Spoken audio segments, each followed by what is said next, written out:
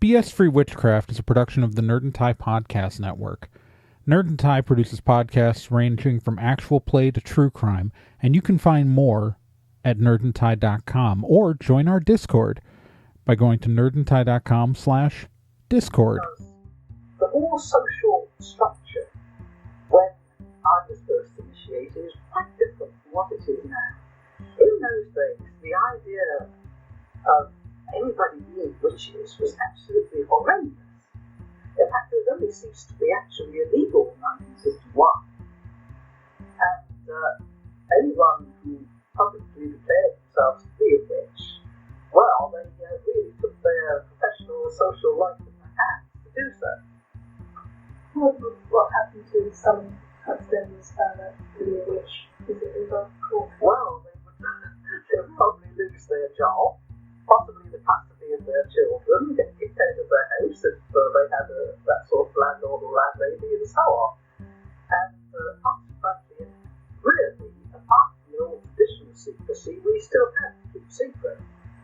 How did you actually find that your neighbours reacted when you moved in here? Oh, well, this was quite different. You see, this is an example of how things have changed. I find today that provided you behave in a pretty normal manner, nobody minds about your being a witch. The whole social attitude has definitely changed. People are not so uptight as they used to be in the 1950s. Welcome to BS-Free Witchcraft, your monthly guide to the modern witchcraft movement, minus a lot of the usual, bullshit. I'm your host, Tradorn, and what you just heard at the beginning was a 1989 interview with Doreen Valiente from the documentary Earth Magic. And I'll link that whole interview in the show notes, but what she's talking about is being open, being a witch, being public about being a witch. And she was talking about that in, 1989 and obviously earlier in the 20th century. But that's a question a lot of us have to deal with every day. It's am I going to be open about my witchcraft with normal people? And I know witches who range the whole gamut from people who are very open, like, say, me, who hosts a podcast about it, not trying to hide it, gave up on hiding it when I started a Patreon, but versus there are people who are completely closed off about it. And, this episode topic has been on my list since the beginning of the show. I'm still digging through that original topic list, and this was one of the obvious ones to me. But the answer to this question of how open should I be about my witchcraft is actually, I don't know if my answer would have been the same when I started this show. I mean, obviously, I'm fine being open and whatever, but the world maybe not as great as sometimes I forget. That's a weird sentence, but you know what I mean. Because there are two pieces of news that have literally hit since I last recorded an episode. And that is, first off, back in March it was reported that a woman was suing Panera over religious discrimination, because she had been fired from a Panera in Pennsylvania for being a witch, for admitting that, for being pagan. I take it back. She responded that she was pagan, and she told a coworker, and then she and her boyfriend were both mysteriously fired, and she's filed a lawsuit about that, and I'll link to a news article about that in the show notes. And then additionally, there's this piece of news from the last few days when I'm recording this, that an Illinois man became obsessed with the idea that a woman was a witch, a woman in Wisconsin, that he just obsessed with the idea that she was a witch and pretty much stalked someone. just stalked her. And I'll link that article too. And so it's part of me my brain assumed that since I had felt safe being open about being a witch for so long, that maybe the world was getting better. Obviously, there are going to be, people out there who are not great to interact with, and there are parts of the country that are more conservative than others, but I live in Wisconsin. I'm at the other end of the state from where this happened, but here's a person who was in danger. They weren't even a witch, as far as I know. But this guy was convinced she was. And now he's been arrested. It's just... wow.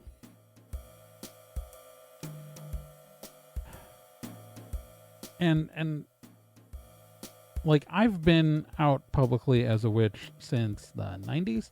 I don't like to use the term coming out of the broom closet. A lot of people do. I'm not hugely fond of it because I feel like in many ways it co-opts the queer narrative for something that is a choice. Look, I'm queer, I'm a witch. I know many queer witches, and I don't know about you, but it was much easier to come and tell people that I was a witch than it was to actually come out as queer. That was a much more difficult situation. So I don't know if I like to conflate the two. Also, I chose to be a witch. I didn't choose the other thing. So I don't necessarily like the phrase. I just don't like the phrase the broom closet, but you're going to hear it. And obviously my opinion is not everybody's opinion.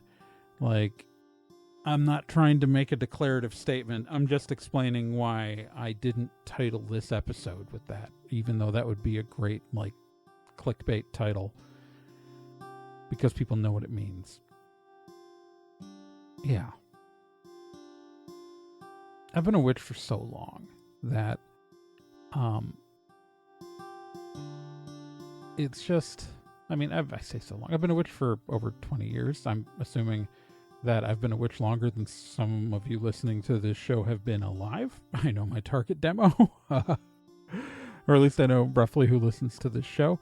And while there are plenty of people my age listening, there are people younger. Anyways, I often forget, the world is still different than what it was in the 90s when I first, announced witchcraft. It is arguably easier now for someone to be socially accepted saying they're a witch, but it's not without danger.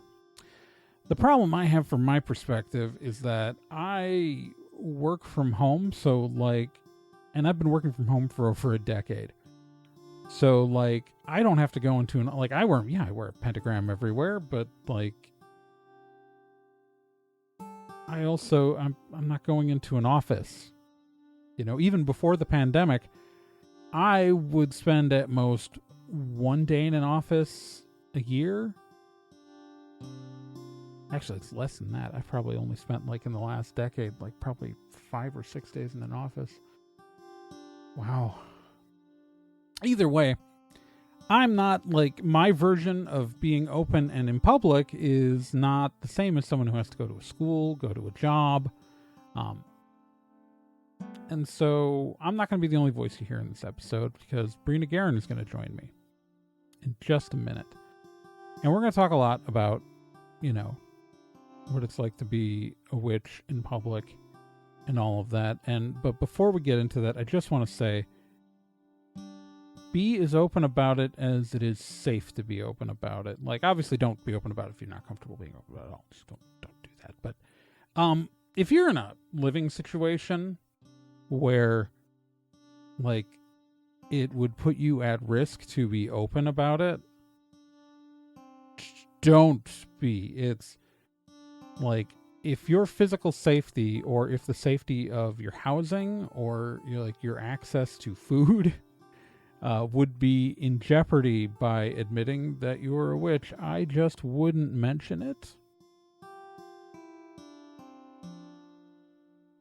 Just don't talk about it. Because obviously your safety is more important than anything else. But yeah, with that, let's dial back in time because I recorded the interview with Bree first. Let's jump back, and here's me talking to Bree.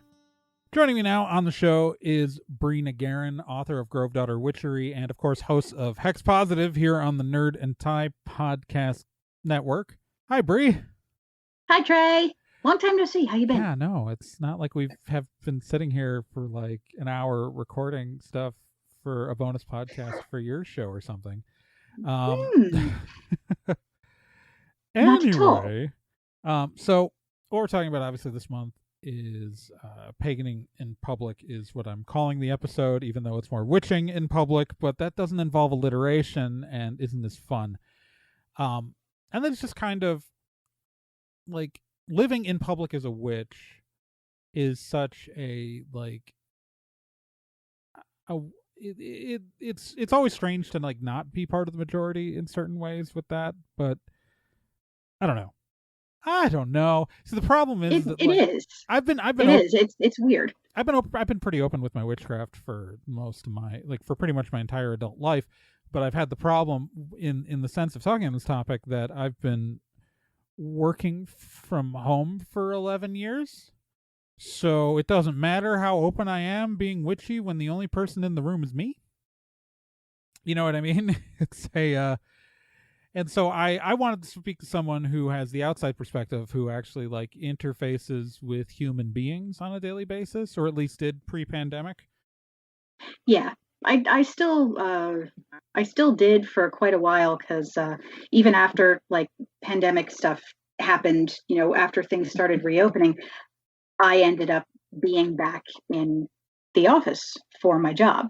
I was the only one who was. I'm not bitter. But the irony of this invitation is literally the day that you asked me, hey, do you want to do this? I had just been moved to a work from home setup. So I'm sitting here like staring at my work monitors going, yeah, let me talk about being back out in the public that I don't have to deal with for the foreseeable future. Okay, that's cool. I like it. Yeah. I think the biggest thing about it is I keep forgetting that not everyone else is pagan. Yeah. You'll like, you go around and you just kind of la-di-da-di-da, you're going through your day, and then somebody will say something about, their faith or whatever, and it's like, oh yeah, right on, your faith, and oh wait, you just quoted the Bible. Oh shoot, that's right. Most people are Christian here. I keep forgetting. I am like I work with a lot of with a lot of Christians. It's pretty normal. Mm-hmm. It's been my experience. It's I wanted to say, when I first came up with the idea for this episode, 'cause this is one I've been brewing for a while, I wanted to talk about how, I thought I was going to talk about how it's become easier than it used to be. 'Cause, I became a witch during the Satanic Panic, right? I used to constantly be worried about, letting people know that I was a witch. And it was kind of like a big thing for me in my mind when I was like, okay, no, I'm just going to be completely public about this. And, I'd felt like it had been getting easier and easier. And then we have that situation that happened in Pennsylvania, where you come from, with Panera, with the Yep. employee has filed a lawsuit for being fired after revealing that she was a pagan. And so suddenly I was like, oh crap, this is maybe not as changed as I thought it had been. Yeah, I mean, there's always going to be places where it's easier or harder depending on where you live. And another grand irony, like you said, I lived in Pennsylvania for most of my life, southeastern Pennsylvania, just outside of Philly. And it was this little rural community that, was generally very, very blue, pretty liberal. I mean, there was a town within driving distance. If you're witchy in southeastern Pennsylvania, you will know where New Hope is. It's like the mecca for not only the queer community, but also all of the pagans pretty much in the tri-state area. So, you can walk down that street, wearing a pentacle big as life and also flying a rainbow flag, and like no one looks twice, but you drive 20 minutes in any direction of that town and it's like, roll them up. So yeah, it's just, it's an odd place to live.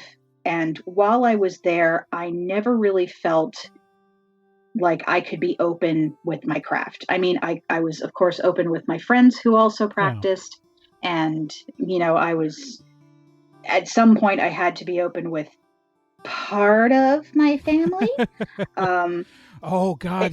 No, it's coming out to your family. I'd say coming out. Oh yeah. It was like there are many out. ways I haven't come out to sections of my family, but my immediate family all know about my non-binary existence. Yeah, I have had to like compartmentalize my outness to bits of my family. It's gotten complicated.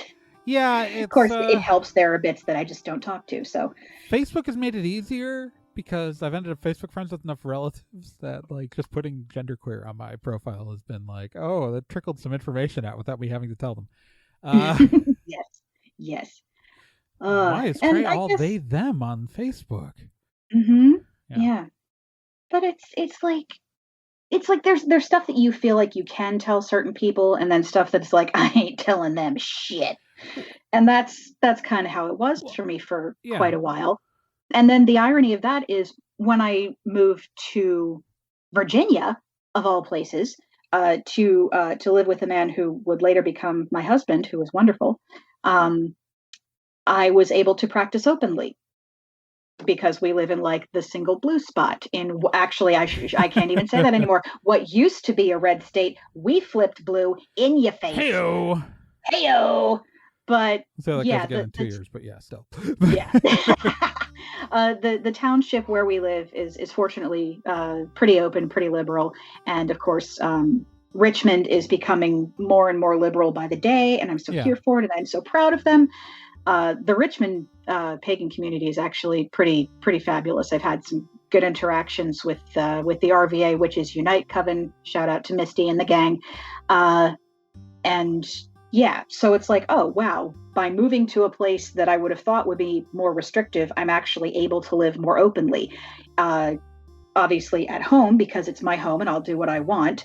And even like in my workplace, here I am thinking, oh, maybe I shouldn't. And then just one day, I don't know what happened. Someone asked, and I was like, yeah, and... I think somebody asked about me wearing a pentacle. I wear a moonstone and pentacle necklace. It's my thing. Oh, and so they're one necklace as opposed to, because everywhere some of us have like, okay, here's the thing, the piece of jewelry I wear with some sort of stone, and then here's the piece of jewelry I wear that's my pentacle, and it's just like every single one of us, I swear, without doing it. I just like I had to kind of hide. Yeah. Well, it is silver. that's the thing. But for a while, I kind of had to sort of hide, obviously, what I was on about. Yeah. So I thought I was smart. I got this really pretty little oval cabochon moonstone pendant, which I love very, very much. And I happened to find a little like pentacle pendant, just a little cute tiny silver thing that was slightly smaller than the cabochon pendant. So when worn together on a chain, the pentacle hides behind the moonstone, unless I actually like take it out to show somebody. So it's a nice way of I was doing the stealth witch thing for a good while. And then, one day somebody just asked me about it at my place of work, and I was like, yeah, it's kind of what I do. And then people started asking me questions, and I guess we're doing this. That's the thing, is it's like, I will say that like more often in my life, because I grew up, like I've lived in mostly, blue areas. Like Wisconsin's a pretty split state, but I grew up in Milwaukee, and I was born in Chicago, grew up in Milwaukee, and then I've spent a lot of my adult life in Eau Claire, which, while we're surrounded by red, is a pretty blue town. And I found at one point that I kind of dreaded telling people, not because I thought I would like have to like have some sort of like, that was going to get I wasn't going to be persecuted. I wasn't worried about that. so much as I got tired of explaining it to people. Yeah, Like, that's a thing. It's just, there's this point where, like, I was like, I'm a Wiccan, and I got tired of explaining the basics of Wicca to every single person. Like, oh, you're a Wiccan. I was like, I'm a Wiccan. And they're like, oh, what's that? I was like, it's my religion. Oh, what do you believe? I'm like, I don't, just Google it. Go. There's a fucking Wikipedia page, man. There was this guy, Gerald Gardner, who wrote a bunch of shit pretending it was old, and then Doreen Valiente threw out half of it and said, keep this shit. And then stuff happened. Gerald Gardner took off his pants a lot. It's like, if they run into other people who have different religions, do they ask them to explain all the tenets of it right off? That just seems a little... it's... I don't know. I'm pretty sure if they ran into a Buddhist, they would do that. I'm actually... In no way would that shock me if they did that. Like, it's... Well, depending on the person, yeah. It's like, I get that you're curious, but come on, Google exists. Go away. Right. It's, well, yeah, to be fair, some of these conversations were 20 years ago, and so while Google existed, true, they weren't necessarily, people didn't have smartphones in their pockets. So you couldn't just say, go look it up now. You'd have to be like, go to a computer and look it up, which then seems, like... Look it up is still good shorthand. Yeah. Go drive to the library and get on the computer. Yeah. Go to the card catalog. I'm just trying to unpack my dorm room, and you're my roommate's dad, who's being weird about my stuff.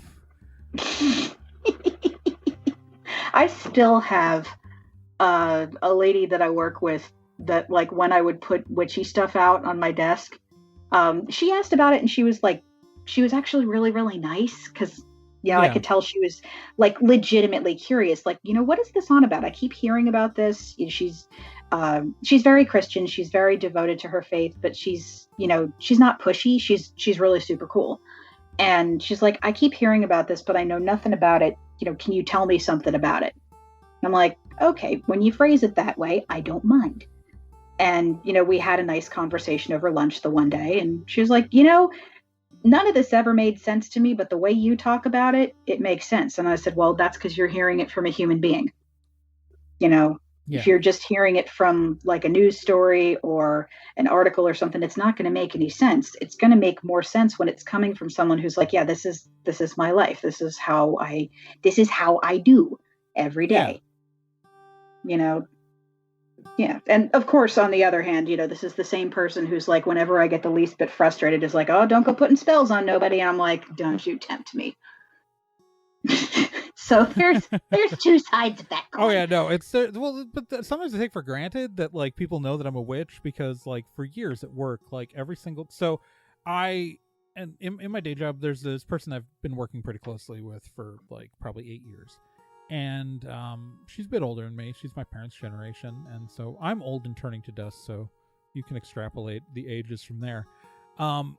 Anyways, like, so every time, like, she has a tech problem or a computer problem, and then it immediately works for me when I try it, she'll be like, well, why does that always work for you? I said, well, I'm a witch.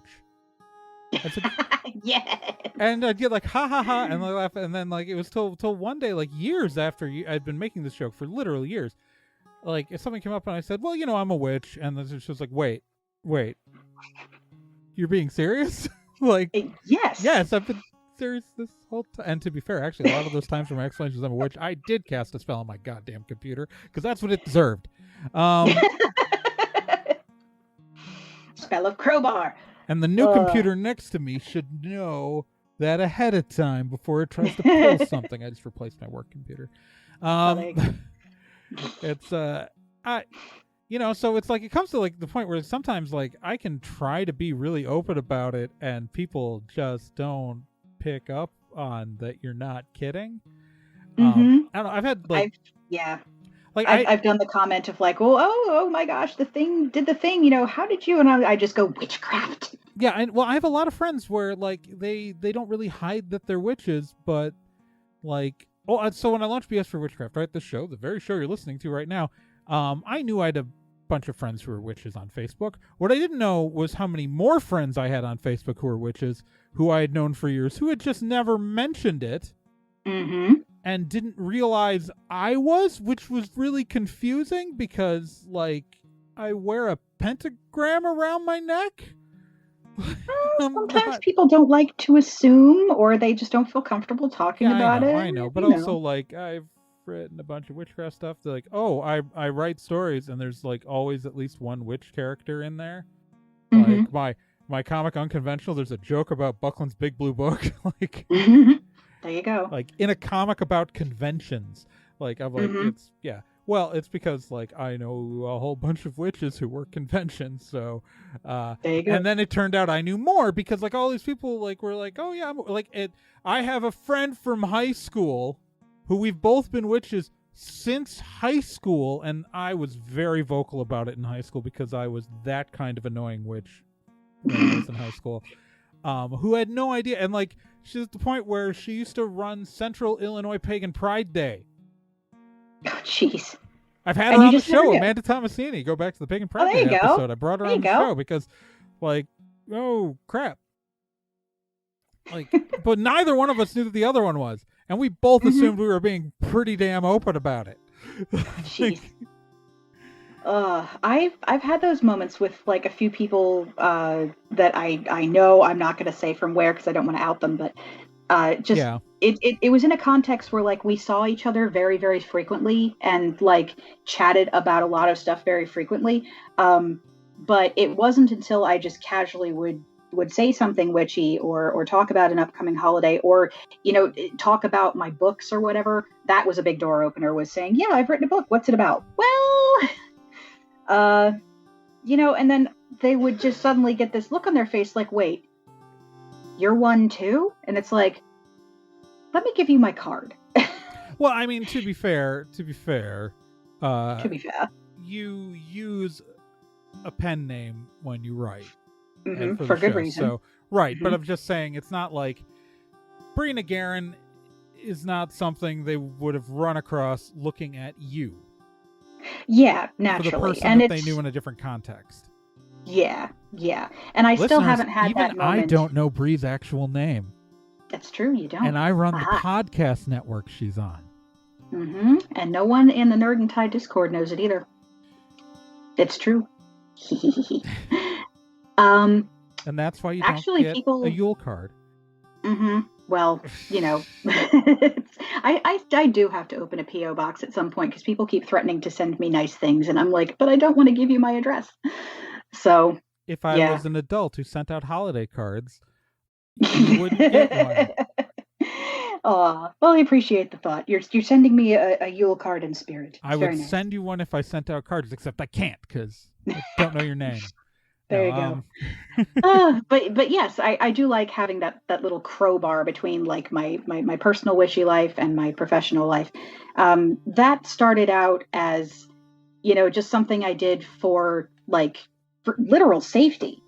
And then eventually it was like, yeah, I hate my real name anyway, so I'm just going to keep this one. Yeah, well, and I'll get to work with it from there.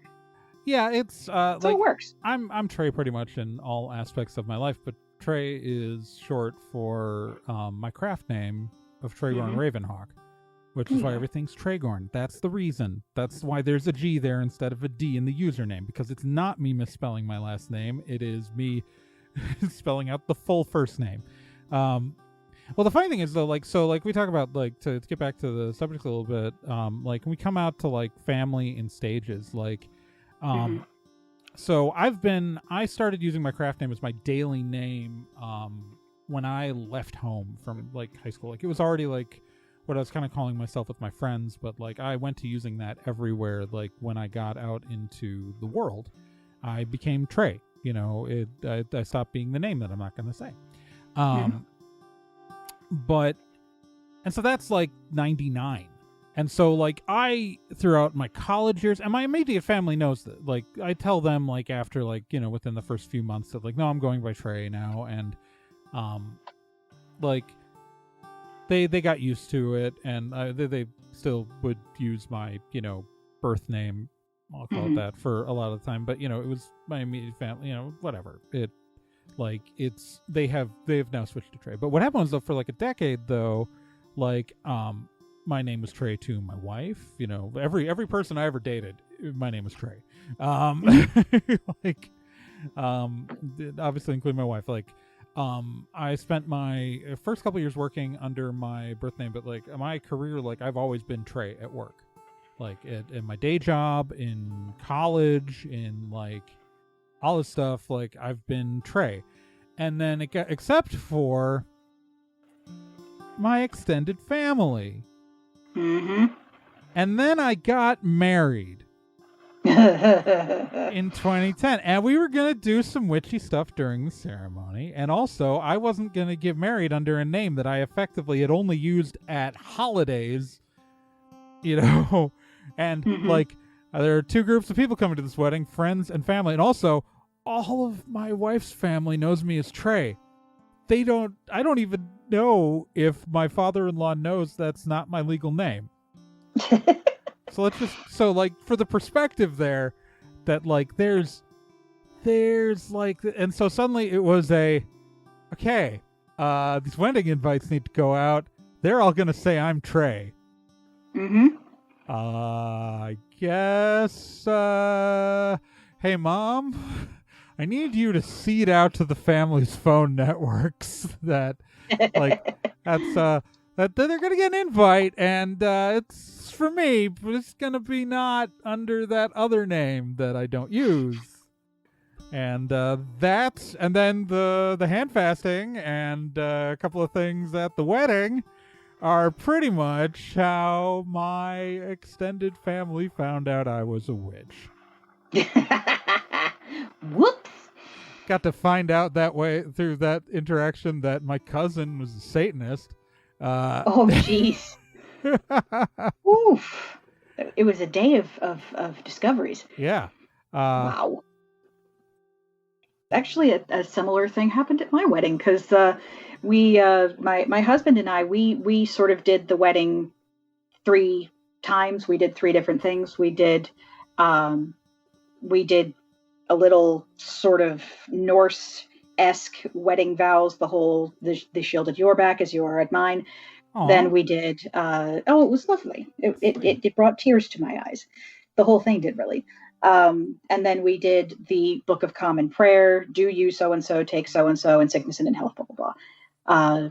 And then we had a hand fasting with a cord, and, went through the whole thing. And I was very, very aware through all of this, in front of, my parents and his parents and some members of my, shall we say, slightly more conservative extended family. Well, yeah, it's that that not only was all this happening right out in literally the broad light of day, but that I was wearing an off-the-shoulder wedding dress that neatly showcased the gigantic pentacle that I have tattooed on my back. I'm sure coming up the aisle, there were a few people behind me whose expressions changed rather suddenly.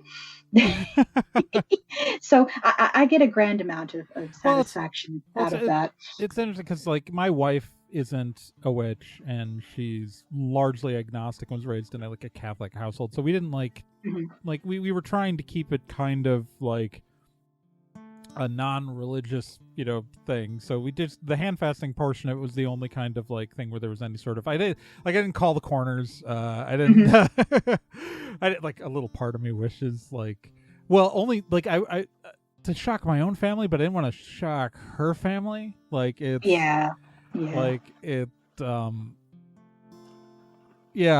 if it had just been if there weren't, potential also, it was a wedding representative of both of us, not just me. But but that's how my entire family found out that I was Trey, and also a witch.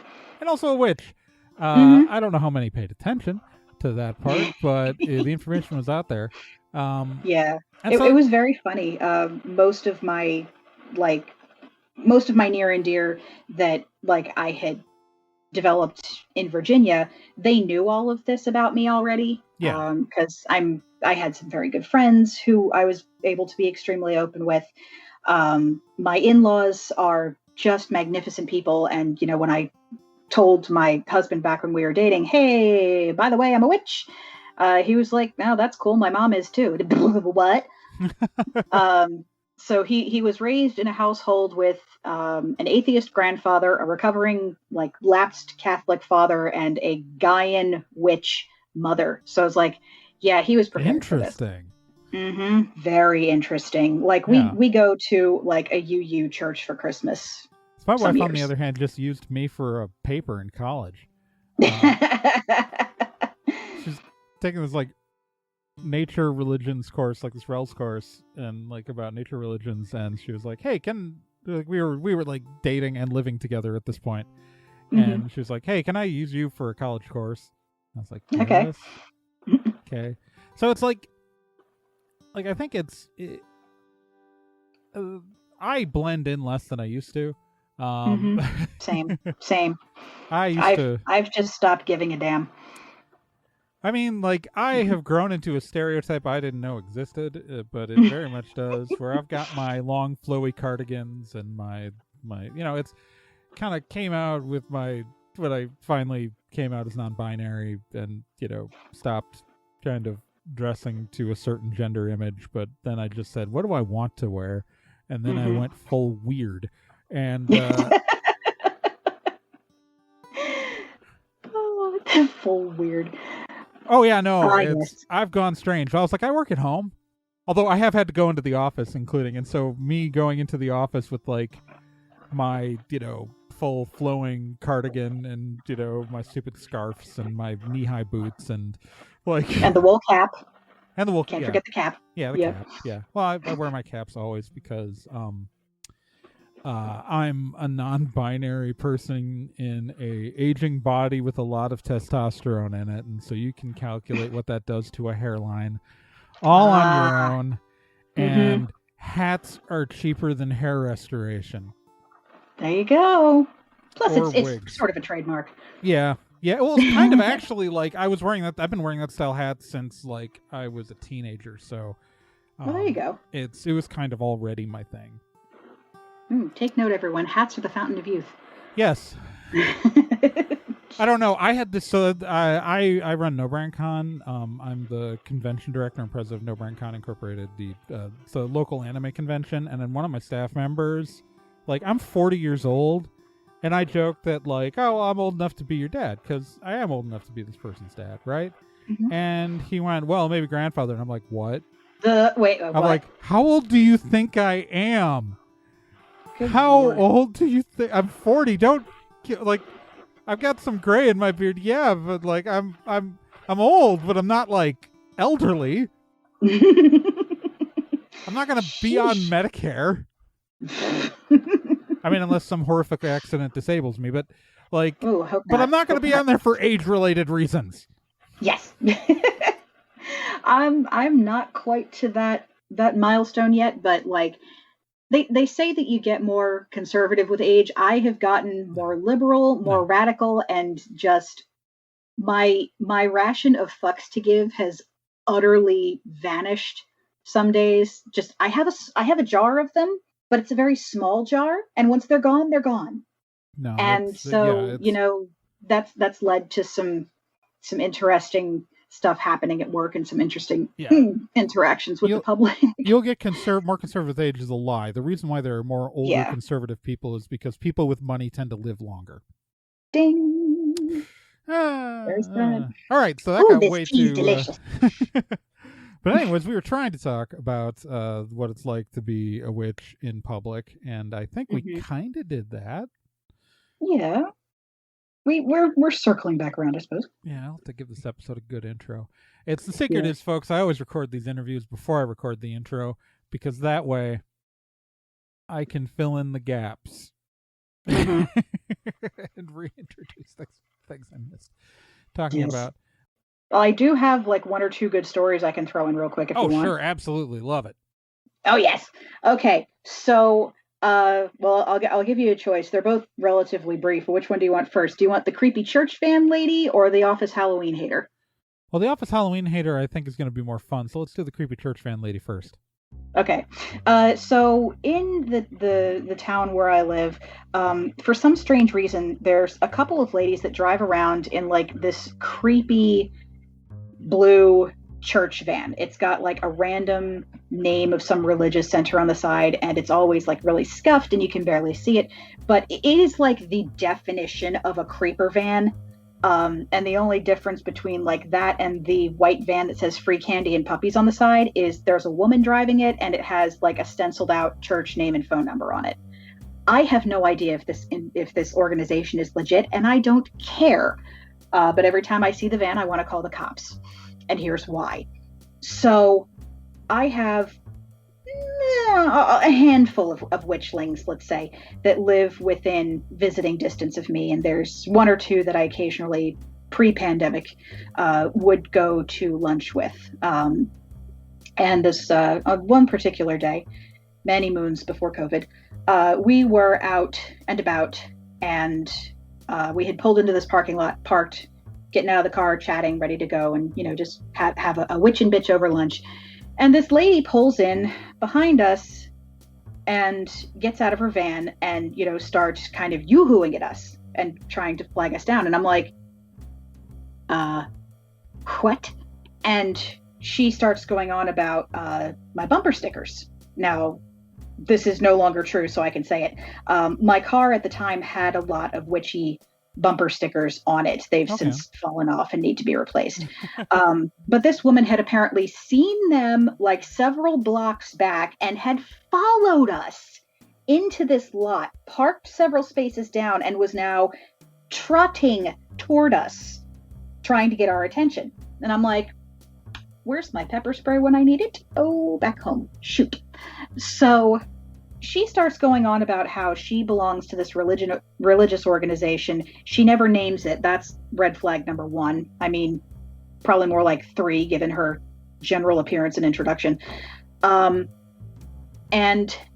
she starts going on about how she and her brethren at this place have saved so many people who had fallen down this into this dark place that was, you know, witchcraft and the devil's working, and how she could save us from it. And I'm just kind of sitting there like, lady, I'm actively recruiting. You're not getting me. And she goes to talk to my friend who's with me, who's considerably younger than I am, and in a very vulnerable position because of her family situation, which is why I'm not using her name.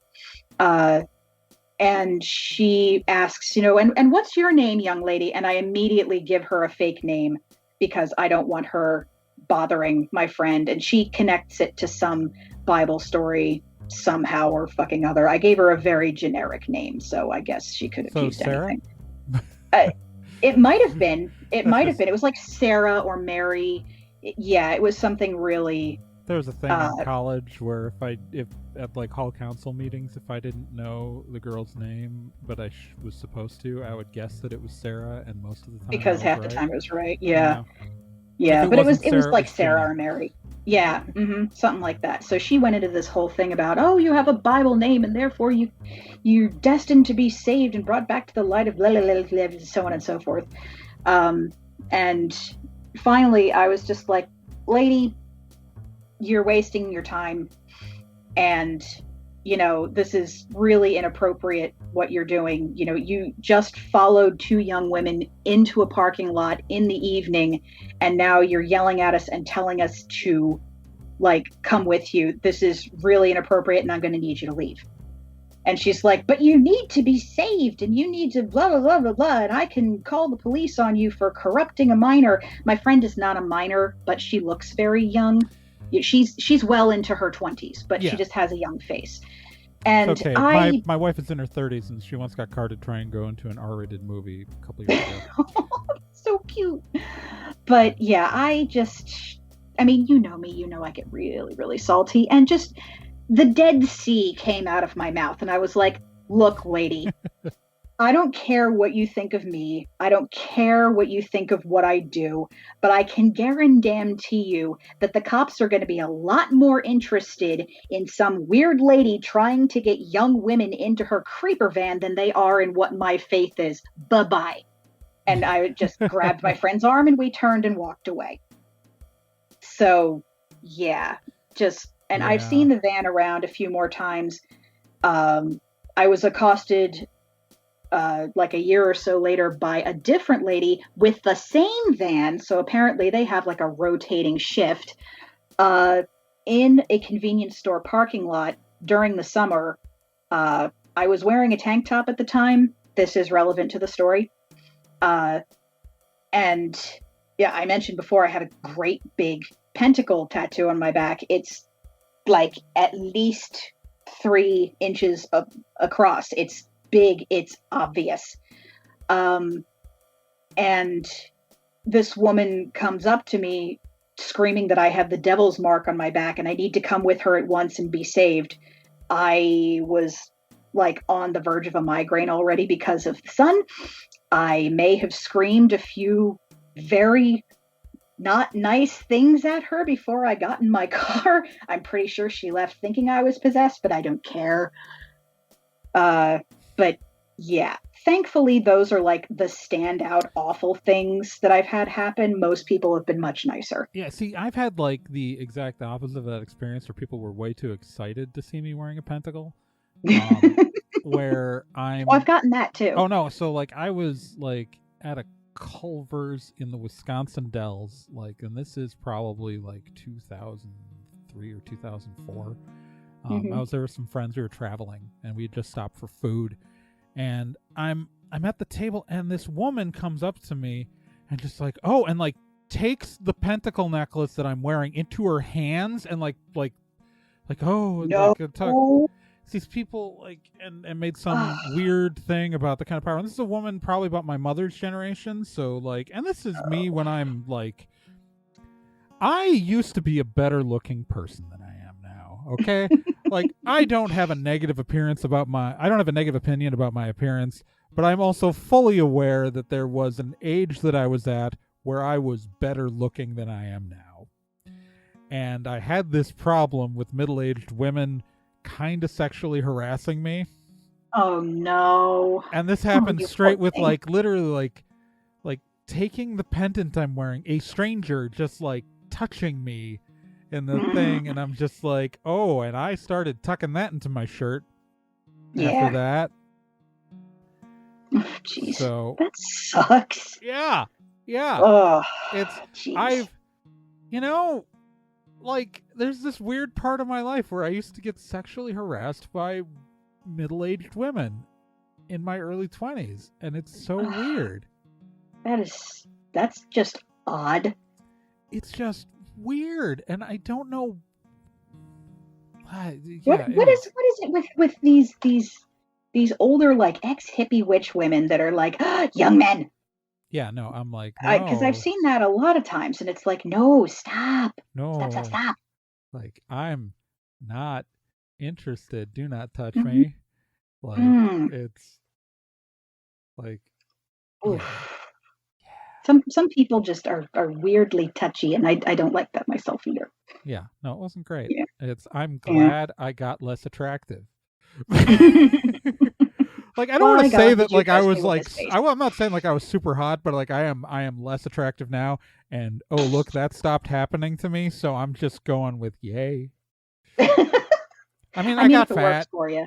You get fat, and suddenly you can go out in public again wearing your pentacle and not get worried about like hands going on you. So it's like, oh, thank God.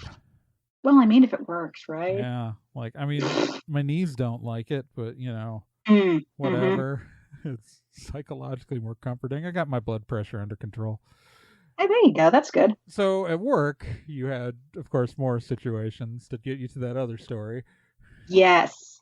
So if people follow me on the Toombles, they may have heard of my ongoing sort of passive aggressive battle with the office Halloween hater.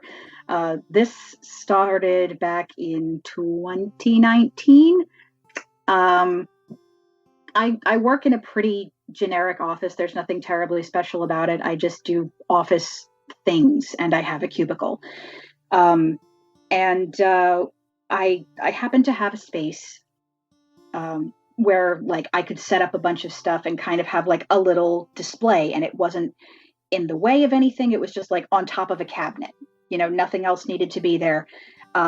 So I took advantage of that, and we didn't really have like a big policy on decorating for various holidays. Some people went real hard for like, summer or Easter or Christmas or whatever. I decided in my way to go hard for Halloween because God damn it, I can and I love it. And so I picked up a whole bunch of like stuff from Michael's, stuff from like the dollar store, just little like spooky trees. I got the Sanderson sisters Halloween pop from the Spirit Halloween store. I still have it in my office at home. I love it so goddamn much. And I just made like this really cool little Halloween display. Like some of the bits lit up, it was cool looking. I have pictures. I love it so much. They're on my Instagram. And apparently it offended somebody. Ooh. Because the moment that they walked into my office, because I'm right next to a door, it was just Halloween everywhere. And it offended this person's delicate Christian sensibilities. And I use that phrase extremely deliberately because she literally said to the person that she was complaining to, "It is offending me as a Christian, and it is upsetting my sensibilities." And I heard about this later and went, really? So, mind you, by the time this got back to my boss, who is a boss, she's amazing, it was early November, and I had already taken down all of my stuff and, carted it away home because it was November. Halloween season was effectively over, and I figured, okay, I'm just going to start taking this down and maybe start moving towards some Yule decorations, and it'll be fun. But Halloween's over, time to take down all the pumpkins and the scary tree. So she pulls me into her office and she's like, "So we had a complaint about your desk and the stuff you had on your desk." And I'm like, "Really? Why?" She's like, "Well,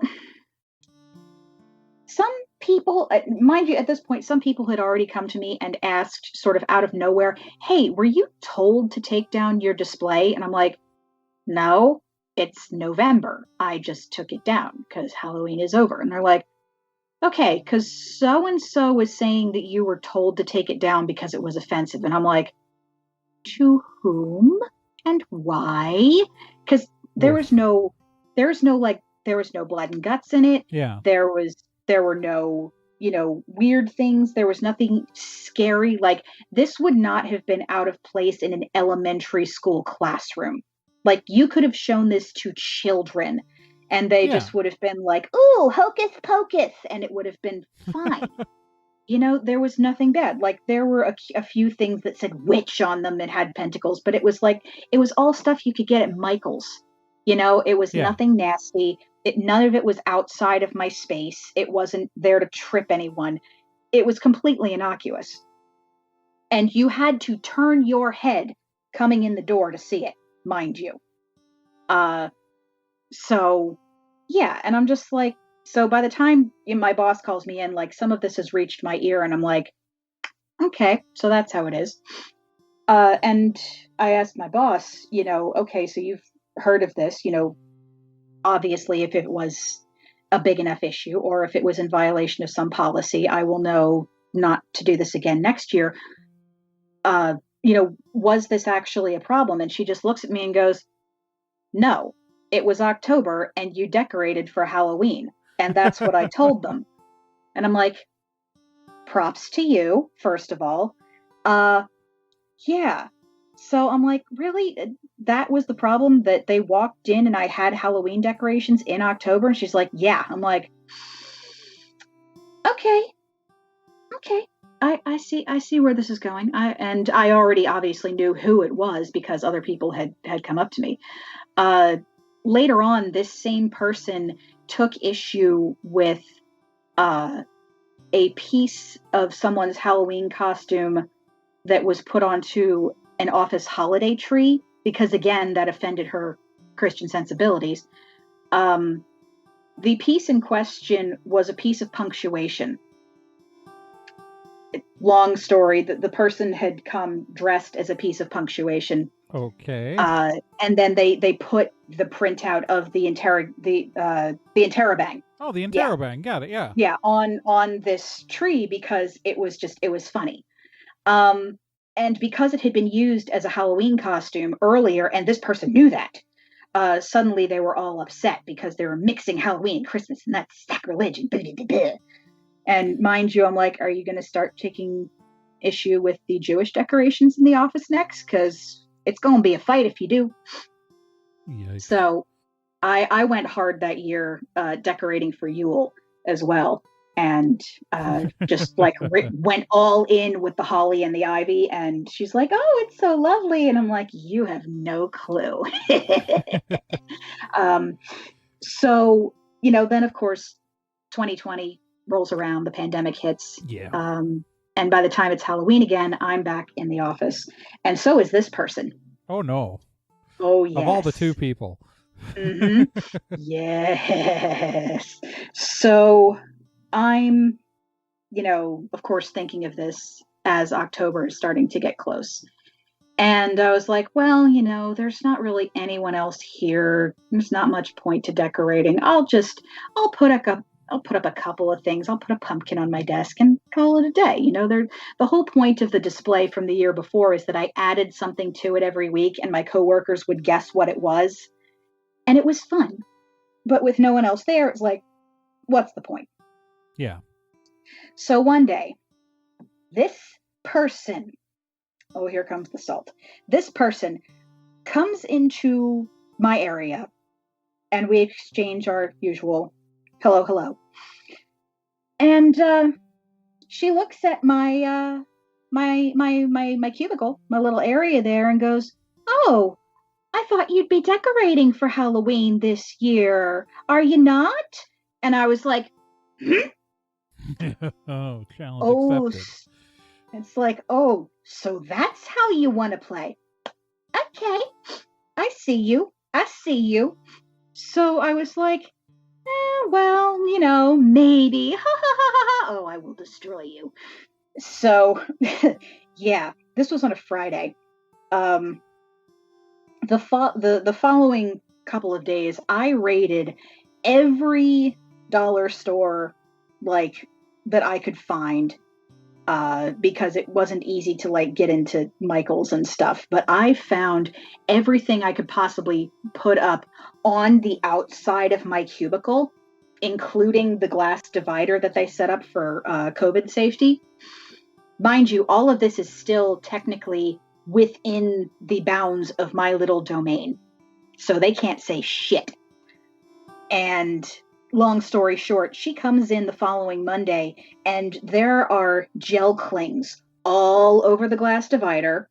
There are strings of bat and pumpkin lights around the outside of the cubicle, and just basically whatever I could get away with, a nice big wooden sign, witch parking only, all others will be towed, come in for a spell. It's all hung up there. The witch is in because I gotta have it. And she just kind of looks, and you see the eyes go wide, and the color drains from the face, just a touch, just a degree. And she just stops in the middle of her hello, and I'm like, oh, yes, thank you so much for reminding me about decorating. My heart just hadn't been in it this year, but when you asked, I just felt like, I wanted to. So thank you for that. It really brought back the spirit of the season for me, and now I have all this and I feel so much better. So happy Monday. Here's the thing you needed. And she just kind of, yes, that's very nice, and walks away. Didn't see her ass for the rest of the week. So it was very satisfying. All right. And now, of course, I'm working great. From home. Yeah. And now, of course, I'm working from home, so it probably won't matter. But that was just kind of like, touche. But it's always satisfying.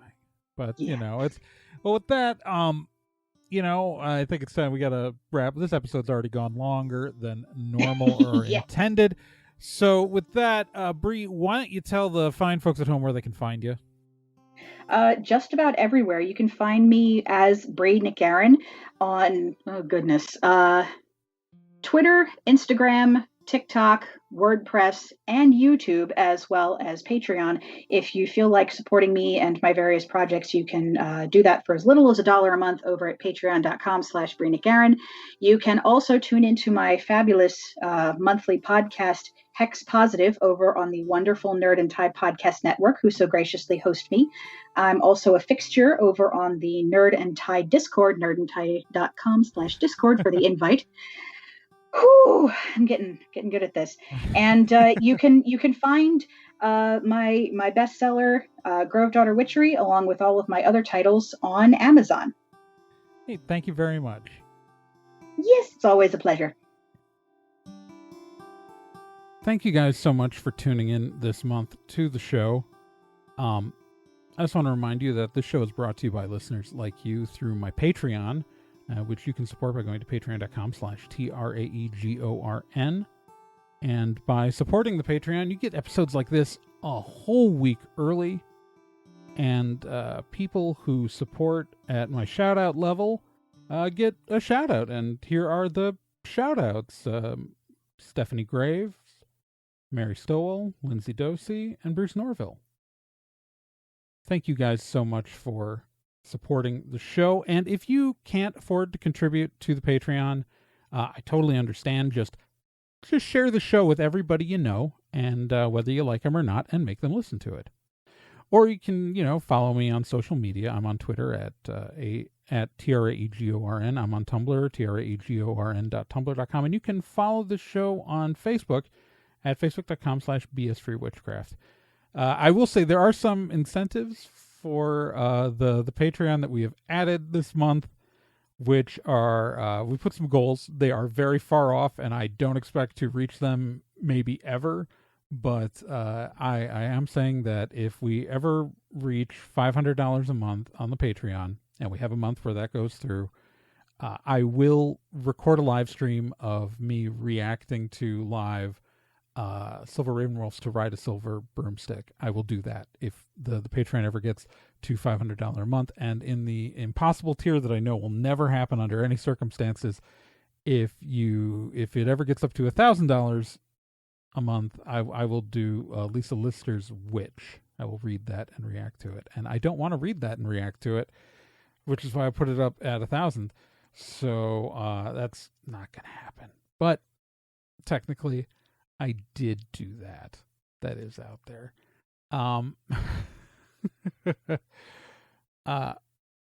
Remember, this show is a part of the Nerd and Tie Podcast Network. You can find a lot of great shows at nerdandtie.com, including Hex Positive, which Bree NicGarran is the host of. You just heard her talking. So if you want to hear Bree every month talk about witchcraft from her point of view, go to nerdandtie.com/hex. It's a great show, and you should check it out. Also, I want to point out, since it's April, in July, we will be doing the annual feedback and user questions episode, the feedback and Q&A episode for BS for Witchcraft. Because we have to record that, though, in early July, I'm asking for questions now. If you have a question, just go to bsforwitchcraft.com and go to the contact page there and write me whatever thoughts you have. If you have any questions, if you have any thing you'd like to say on the show, read it. Write it. God, I'm having a day. Remember, when I read those questions, I do it anonymously. I don't include names when I read the questions, so you don't have to worry about being open about being a witch to ask a question for that episode. Yeah, it's out there. So again, bsforwitchcraft.com/contact. And remember, you can subscribe to the show on iTunes, on Google Play, on Spotify, anything that takes an RSS feed, really. And if you are on iTunes, please, or any other the platforms that accepts ratings, please go out there and rate and review the show. It helps us algorithmically. It helps us reach more people. So I'd appreciate it. It would be super fun. Also, remember, we do have a Discord for the Nerd and Tie Network, and there are a bunch of witches on it. between this show and Hex Positive, a bunch of witches on the network, and you can find an invite for that at nerdandtie.com/Discord. And with that, Magicians, I am off into the ether to find myself a sandwich, maybe, because yeah, I'm feeling a little hungry. That's just information you didn't need. Look, we mentioned Panera at the top of the show, and now I just want a sandwich, and I'm gonna figure that out. I'm gonna make it myself. I'm not like going anywhere. I mean, yeah. And remember, kids, go get vaccinated if you can. If you're in a country where vaccines are available, just go out and get vaccinated as soon as possible. So I want to go outside again because the weather's getting nice. And I want y'all to be safe.